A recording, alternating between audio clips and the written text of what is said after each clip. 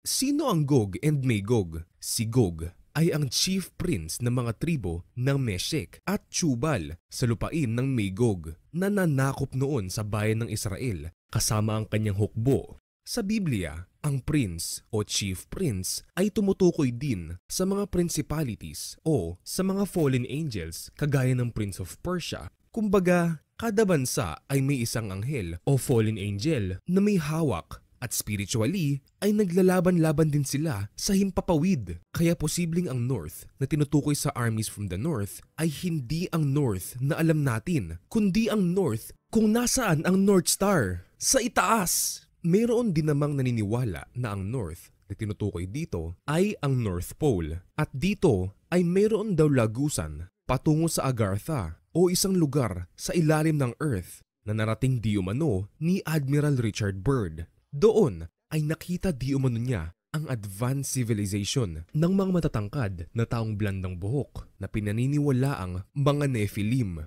Kaya posible din na si Gog and Magog ay mga higante. In fact, sila daw ang guardians ng City of London at kilala sila ng mga taga roon bilang mga higante. Kaya marami ang naniniwala na sa mga huling araw ay babalik muli ang mga fallen angels at ang mga Nephilim gaya noong mga panahon ni Noah